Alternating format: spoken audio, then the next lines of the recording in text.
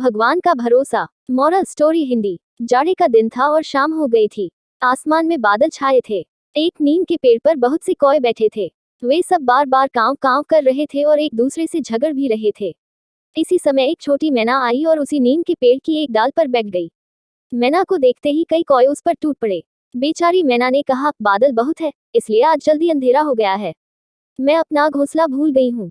मुझे आज रात यहाँ बैठे रहने दो। उद्धरण चिन्ह। कौओं ने कहा, नहीं, ये पेड़ हमारा है, तू यहाँ से भाग जा। उद्धरण चिन्ह। मैना बोली, पेड़ तो सब भगवान के है। इस सर्दी में यदि वर्षा हुई और ओले पड़े तो भगवान ही हम लोगों के प्राण बचा सकते हैं।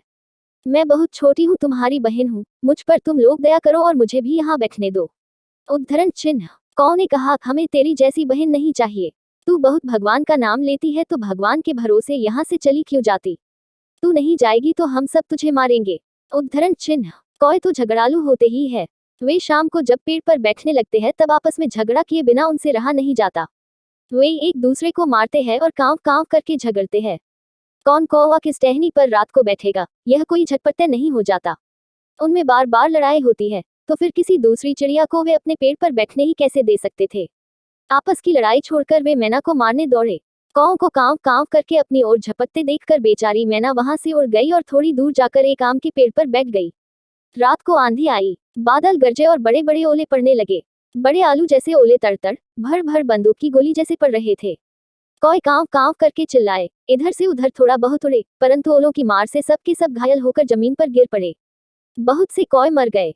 मैना जिस आम के पेड़ पर बैठी थी, उसकी एक मोटी डाल आंधी में टूट गई। डाल भीतर से सड़ गई थी और पोली हो गई थी। डाल टूटने पर उसकी जड़ के पास पेड़ में एक खोखर हो गया। छोटी मैना उसमें घुस गई। उसे एक भी ओला नहीं लगा। सवेरा हुआ, 2 घड़ी दिन चढ़ने पर चमकीली धूप निकली। पंख फैलाकर चहककर उसने भगवान को प्रणाम किया और वह उड़ी। पृथ्वी पर ओलों से घायल पड़े हुए एक कौए ने मैना को उड़ते देखकर बड़े कष्ट से कहा, मैना बहन, तुम कहाँ रही? तुमको ओलों की मार से किसने बचाया? मैना बोली, मैं आम के पेड़ पर अकेली बैठी थी और भगवान की प्रार्थना करती थी। दुख में पड़े हुए असहाय जीव को भगवान के सिवा और कौन बचा सकता है?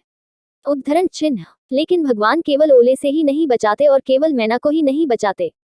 जो भी भगवान पर भरोसा करता है और भगवान को याद करता है, उसे भगवान सभी आपत्ति विपत्ति में सहायता देते हैं और उसकी रक्षा करते हैं।